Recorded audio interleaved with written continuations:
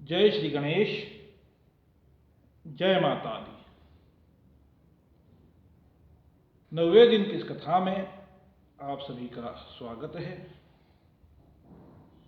8वें दिन की कथा में हमने सुना कि माँ दुर्गा ने किस प्रकार महिषासुर, उसकी सेना, शुंभ निशुंभ, रक्तबीज, चंडमुंड, धूम्रलोचन आदि दैत्यों का संहार किया। यह जो पावन कथा है, यह श्री मेधामुनि ने राजा सूरथ और समाधि वैश्य को सुनाई थी। और राजा सूरथ और समाधि नामक वैश्य इस कथा को सुन करके और श्री मेधामुनि से भगवती आराधना संबंधी प्रश्नों के उत्तर सुन करके, भगवती की आराधना की विधि सुन करके नदी के तट पर चले गए थे। उन्होंने एक मिट्टी की मूर्ति बनाई और 3 वर्ष तक वे दोनों जगदम्बा की आराधना करते रहे, जिससे प्रसन्न होकर जगदम्बा ने उन दोनों को दर्शन दिए। राजा सूरथ ने वर मांगा कि अगले जन्म में मुझे ऐसा राज्य प्राप्त हो जो कभी नष्ट ना हो, जिसे मैं कभी हारूं नहीं। तब जगदम्बा ने कहा कि राजा, तुमने जो वरदान मांगा है वह अवश्य सफल होगा। अगले जन्म में तुम मनवंतर के स्वामी बनोगे और इस जन्म में भी तुम अपने दुश्मनों को हराकर पुनः राज्य प्राप्त कर लोगे। क्योंकि राजा सूरथ एक हारे हुए राजा थे, तो जगदम्बा ने इस प्रकार राजा सूरथ को यह वरदान दिया। जो समाधि नामक वैश्य है, वह घर से अपमानित होकर के और घर वालों ने, परिवार जिन्होंने उसका तिरस्कार कर दिया था, उसे घर से भगा दिया था, इस कारणवश में चलाया था, तो उसने जगदम्बा से मोक्ष के लिए ज्ञान मांगा। जगदम्बा ने उसे भी वरदान दे दिया। तो यह जो कथाएं हैं, इसे जो जिस भाव से सुनता है, जिस मनोकामना को लेकर के इस कथा का, इन कथाओं का श्रवण करता है, उनकी सभी मनोकामना जगदम्बा पूर्ण कर देती हैं और सभी को अपनी करनी का फल मिलता ही है। और जगदम्बा को जिससे जब जो कार्य कराना होता है, जगदम्बा वह कार्य उससे करवा लेती है। जैसे कि हमने जाना कि राजा सूरथ तो राजा थे और जो समाधि हैं, जो वैश्य हैं, वह एक व्यापारी, धनियों के कुल में उत्पन्न हुआ व्यापारी है। लेकिन जगदम्बा को उन दोनों का कल्याण करना था और जहाँ राजा सूरथ को उन्होंने 8वां मनु बनाना था, वहीं समाधि नामक वैश्य का कल्याण उन्हें करना था, उसे मोक्षकारी ज्ञान देना था। तो जगदम्बा ने ऐसी लीला रचाई कि उन दोनों को जिंदगी में फुर्सत मिली और उन्होंने जगदम्बा की आराधना की। तो ये भगवती महामाया है, जब जो चाहे वह ये करवा लेती है। सभी कारणों की कारण महामाया है। तो इन महामाया से हम यही प्रार्थना करते हैं कि हे जगदम्बे, हे त्रिगुणमयी माया, हे प्रकृति रूपी भगवती, आप हमारे भी अनुकूल होने की कृपा करें और हमारे जीवन को सफल बनाने में सहायता प्रदान करें और हमारे सर पे हमेशा आशीर्वाद बनाए रखें। हम पर कृपा दृष्टि हमेशा आपकी बनी रहे। हम यहाँ राजा जनक की उत्पत्ति की कथा सुनते हैं कि किस प्रकार एक छोटी सी घटना आने वाले समय में अन्य घटनाओं को जन्म देती है। एक बार राजा निमि वशिष्ठ जी को एक यज्ञ के लिए निमंत्रण देने जाते हैं।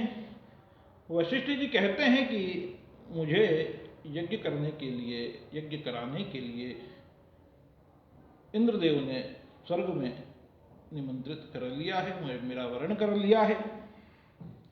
तुम्हें इंद्र का हवन यज्ञ करवा करके बाद में तुम्हारे द्वारा करने वाला जो तुम कर रहे हो उस यज्ञ को कराने के लिए आऊंगा, इस प्रकार वशिष्ठ जी कह देते हैं।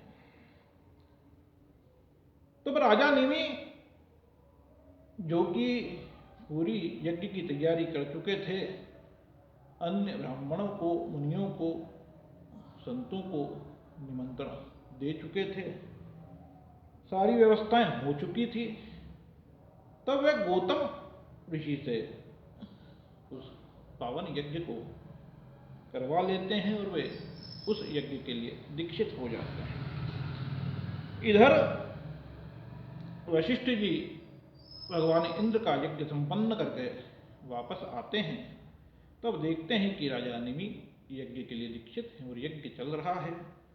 अब राजा निमि के गुरु होने के नाते वशिष्ठ जी निमि को कहते हैं, उनसे नाराज होते हैं, उन्हें अपनी नाराजगी जताते हैं और श्राप दे देते हैं क्रोधवश कि तुम्हें यह शरीर खोना पड़ेगा, तुम्हें विदेही होना पड़ेगा। निमि समझाते हैं वशिष्ठ जी को कि मैंने कोई गलत कार्य नहीं किया है, मेरी सारी व्यवस्था हो चुकी थी, मैंने आपको निमंत्रण पहले दिया था यज्ञ के लिए, लेकिन आप उपलब्ध नहीं थे, इस कारणवश मुझे अन्य ऋषियों से, ब्राह्मणों से हवन करवाना पड़ा।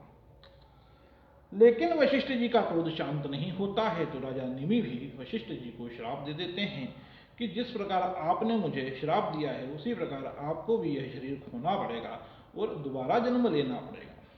तो वशिष्ठ जी ब्रह्मा जी की शरण में जाते हैं, क्योंकि श्राप तो लग चुका है और राजा निमि भी धर्मज्ञ हैं और धर्म को जानने वाले हैं, हवन पूजन पाठ यज्ञ करवाने वाले हैं, धार्मिक प्रवृत्ति के राजा हैं, तो उनका श्राप अकारण तो नहीं जा सकता। तो ब्रह्मा जी कहते हैं कि तुम मित्र और वरुण के आश्रम पर चले जाओ और उनके तेज में समा जाओ, वक्त आने पर उन्हीं से तुम्हारा जन्म होगा। होता भी ऐसा ही है, समय आने पर मित्र के घर में, जो मित्र नाम के ऋषि हैं, उन्हें अगस्त्य जी शिशु के रूप में मिलते हैं, उनके बेटे का नाम अगस्त्य जी होता है और वरुण जो हैं उनके यहाँ जो है वशिष्ठ जी का पुनर्जन्म होता है। इधर राजा निमि क्योंकि हवन के लिए, यज्ञ के लिए दीक्षित थे, तो मंत्रियों ने गुरुओं से प्रार्थना करके और गुरुओं ने जितने भी ऋषि थे, मुनि थे और जितने भी यज्ञ के लिए ब्राह्मण बुलाए गए थे, उन्होंने मंत्रों द्वारा राजा निमि का शरीर सुरक्षित रखा और मंत्रों का वे उच्चारण करते रहे। और समय आने पर जब उन्हें लगा कि अब राजा का शरीर खराब होने लगा है, तब उन्होंने एक लकड़ी के द्वारा उस शरीर का मंथन करना चालू कर दिया और मंत्रों के द्वारा एक पुत्र की उत्पत्ति करवा दी। तो मंत्रों में इतनी शक्ति होती है कि एक इंसान के शरीर में काष्ठ मंथन करके भी पुत्र उत्पन्न ऋषियों द्वारा करवा दिया गया। उसे ही जनक नाम की उपाधि मिली। उस कुल में जितने भी राजा होते हैं, जो बच्चा उत्पन्न हुआ था उसे जनक कहते हैं, और उस कुल में जितने भी आगे चल के राजा हुए उन्हें राजा जनक ही कहा गया, विदेही कहा गया उसे। तो इस प्रकार हमने इस महामाया की कृपा से राजा जनक की उत्पत्ति की कथा भी सुनी। अब हम आगे की कथा सुनते हैं। त्वष्टा नाम के एक ऋषि हैं जो प्रजापति के पद पर नियुक्त थे। एक बार उनके और इंद्र के बीच में कुछ कहा सुनी हो गई। त्वष्टा तो ऋषि हैं, उन्होंने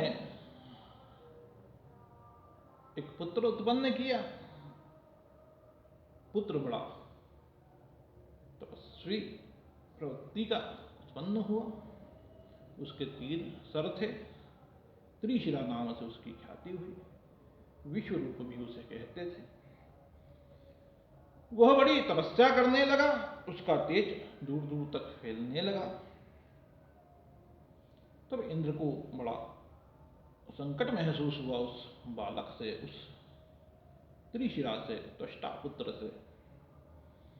तो इंद्र ने अपनी जो अप्सराएं थी और जितने भी जो भी इंद्र परीक्षा ले सकते थे, वैसा सभी प्रयत्न करके इंद्र ने त्रिशिरा पर प्रयोग किया अपने शक्तियों का, मगर उस त्वष्टा नंदन जो है त्रिशिरा, उस पर इंद्र की किसी भी प्रकार की लीला का, किसी भी प्रकार की माया का कोई असर नहीं हुआ। वह अपनी तपस्या में लीन रहा, उसका ध्यान भंग ना हो सका। तब इंद्र ने अपने वज्र से प्रहार करके उसके सर को धड़ से अलग कर दिया। जब यह बात त्वष्टा ऋषि को पता चली तो वे बड़े दुखी हुए कि अकारण ही मेरे पुत्र को इंद्र ने मार दिया, यह तो ब्रह्म हत्यारा है। बड़े दुखी हुए त्वष्टा ऋषि, मेरे पुत्र का और इंद्र का तो कोई ऐसा विवाद, कोई झगड़ा, कोई द्वेष भाव या कोई शत्रुता तो थी नहीं, फिर इंद्र ने ऐसा घृणित कार्य क्यों कर दिया। तब त्वष्टा ऋषि ने एक यज्ञ किया और वत्रासुर का उसमें जन्म करवाया। उस यज्ञ के द्वारा, मंत्रों द्वारा वत्रासुर उस यज्ञ से उत्पन्न हुए और त्वष्टा ऋषि से अपना नाम और किस प्रयोजन से उन्हें उत्पन्न किया है यह पूछते हैं। तो त्वष्टा ऋषि बताते हैं कि तुम्हारा नाम वत्रासुर है और तुम्हें इंद्र को युद्ध में हराना है और स्वर्ग पे अधिकार प्राप्त करना है। इंद्र को दंड देने के लिए ही तुम्हारा जन्म यहां हुआ है। तब वह वत्रासुर इंद्र पर आक्रमण कर देता है। पाताल से अन्य दैत्य भी वत्रासुर के सहयोगी बन जाते हैं। इंद्र के साथ घमासान युद्ध होता है और वत्रासुर युद्ध को जीत लेता है, वो स्वर्ग पर अधिकार कर लेता है। जब इस प्रकार पूरा घटनाक्रम घट जाता है तो वत्रासुर पुनः लौट करके त्वष्टा ऋषि के पास आता है कि आपके कहे अनुसार मैंने इंद्र को युद्ध में हरा दिया है और स्वर्ग पे अधिकार भी कर लिया है। तब त्वष्टा कहते हैं कि तुमने मेरी मनोकामना पूर्ण की है, लेकिन तुम्हें तपस्या करनी पड़ेगी और तपस्या के लिए तुम्हें वन जाना पड़ेगा। तब वत्रासुर भगवान ब्रह्मा की आराधना करने के लिए, उनकी भक्ति करने के लिए, उनकी तपस्या करने के लिए वन में जाते हैं। ब्रह्मा जी से वरदान लेकर के आते हैं और पुनः देवताओं से युद्ध होता है और वे स्वर्ग पे अधिकार कर लेते हैं। जब देवता देखते हैं कि कब कोई ऐसी व्यवस्था नहीं है कि अब क्या किया जाए, क्योंकि स्वर्ग तो हाथ से चला गया, अब करें तो क्या करें। तब जगदम्बा की आराधना करते हैं इंद्र आदि देवता और जगदम्बा उनसे कहती है कि वह त्वष्टानंदन है, योग्य भी है और समय आने पर भी उसका वध संभव हो पाएगा। अभी तो तुम लोग उस वत्रासुर से मैत्री ही कर लो। तब इंद्र जाते हैं और वत्रासुर से मित्रता कर लेते हैं और बहुत समय तक वत्रासुर स्वर्ग पर राज्य करता है। इंद्र कभी उसके साथ नंदन वन में घूमने चले जाते हैं, कभी समुद्र किनारे घूमते हैं, तो कभी कहीं चले जाते हैं, दोनों में मित्रता हो जाती है। एक दिन अवसर पा करके इंद्र जब समुद्र किनारे वह वत्रासुर के साथ घूमते रहते हैं तो देखते हैं कि पानी में फेन है, समुद्र के झाग हैं, वे ना गीले हैं ना सूखे हैं। इस समय न दिन है न रात है, क्योंकि वत्रासुर को यह वरदान प्राप्त था और इंद्र के साथ मित्रता करते समय भी उसने बहुत सारे जो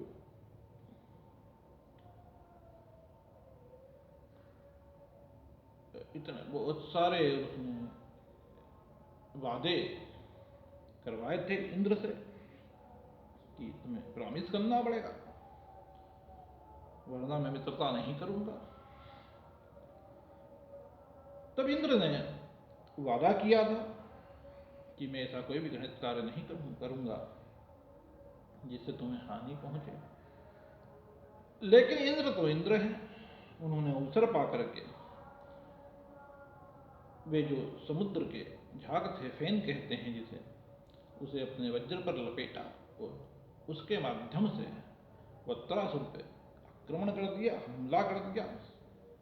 उस प्रहार से वत्रासुर के प्राण पखेरु उड़ गए। जब त्वष्टा ऋषि को यह बात पता चली तो वे बड़े दुखी हुए। उन्होंने सब क्रियाकर्म करे वत्रासुर के और इंद्र ने पुनः स्वर्ग पर विजय प्राप्त कर ली। लेकिन इंद्र के मन में शांति का भाव उत्पन्न नहीं हो पाया। इधर जब त्वष्टा ऋषि ने अपने पुत्र को इस प्रकार मरा देखा था तो उन्होंने इंद्र को यह श्राप दे दिया था कि जिस प्रकार मैं पुत्र वियोग में तड़प रहा हूं, तुम्हें भी इसका दंड भुगतना पड़ेगा और स्वर्ग से तुम्हें गिरना पड़ेगा।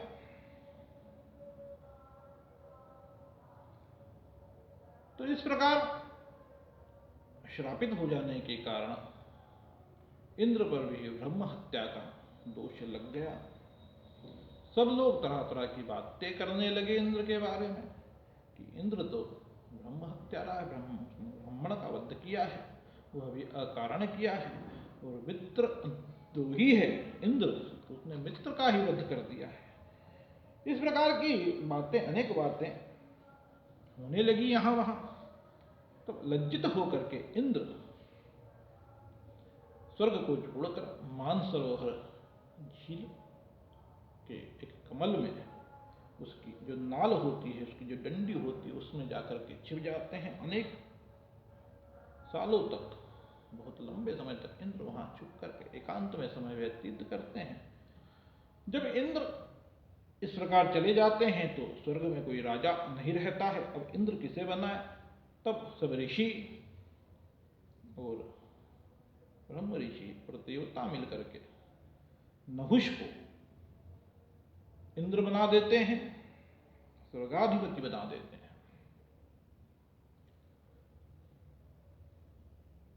अब जो राजा नहुष हैं वे सभी अधिकारों का बड़ा अच्छा उपयोग करते हैं, लेकिन समय के साथ उनकी बुद्धि भ्रमित हो जाती है और वे इंद्र की पत्नी जो शची है उस पर आसक्त हो जाते हैं। नहुष देवताओं से कहते हैं कि जब इस समय इंद्र में हूं तो शची को भी मेरी सेवा में आ जाना चाहिए। तब शची बड़ी घबरा जाती है। जब वह ये बात सुनती है तो मां भुवनेश्वरी की आराधना करती है। मां भुवनेश्वरी की आकाशवाणी करती हैं कि तुम मानसरोवर झील पर जाओ, वहां मेरी एक शक्ति है, एक मंदिर है वहां पर, मानसरोवर झील के वहां तुम वहां जाओ, वहां इंद्र से तुम्हारी मुलाकात होगी। शची जाती है मानसरोवर झील के पास में और वहां इंद्र से उनकी मुलाकात होती है मां भुवनेश्वरी की कृपा से। और शची इंद्र से कहती है कि नहुष को राजा बना दिया गया है इंद्र का इस समय, और मतलब इंद्र बना दिया गया है, स्वर्ग का राजा नहुष को बना दिया गया है और वह मुझ पे भी बुरी दृष्टि डालता है। वह कहता है कि अब शची को भी मेरी सेवा में आ जाना चाहिए। जब इंद्र कहते हैं रानी से कि अब तुम जाओ और उसका प्रस्ताव स्वीकार कर लो, लेकिन कहना कि अगर नहुष ऋषियों की पालकी पर बैठ करके आए, जैसे ऋषि मुनि हैं जो वे ढोएं वे उठाएं और उस पालकी के ऊपर नहुष बैठ करके आए, तब मैं उसका वर्ण करूंगी। शची जाती है स्वर्ग में और नहुष से ये सारी बातें कह देती है, वह उसे नहुष से, हाँ, तो नहुष स्वीकार कर लेता है कि मुझे भी यह पालकी पसंद है, मैं निश्चित रूप से इसी तरह की पालकी पर चढ़ करके आऊंगा। जब नहुष उस पालकी पर बैठता है तो वह बड़ी शीघ्रता करते हुए सर्प सर्प कहते हुए अगस्त जी के सर पे लात मार देता है, जिससे कुपित होकर के अगस्त ऋषि उसे श्राप दे देते हैं कि जिस प्रकार तुम यह सर्प सर्प कह रहे हो तो तुम्हें धरती पर जलना पड़ेगा, स्वर्ग से गिरना पड़ेगा और तुम्हें सर्प योनि में ही जन्म लेना पड़ेगा। इस प्रकार नहुष स्वर्ग से गिर करके आ जाते हैं वापस धरती पे और एक अजगर की योनि पा लेते हैं। अब इस प्रकार की जो घटना घटती है तो इंद्र पुनः स्वर्ग में आ जाते हैं और शची के साथ वापस इंद्रासन पर बैठ करके और स्वर्ग का अधिकार अपने पास कर लेते हैं। इस प्रकार की यह पूरी घटनाक्रम है। तो यहाँ हमने वृत्रासुर की कथा सुनी है, किस प्रकार नहुष को राज्य मिला और इंद्र को ब्रह्म हत्या का दोष लगा, जिसके पाप के कारण इंद्र को कमल की नाल में छुप करके रहना पड़ा।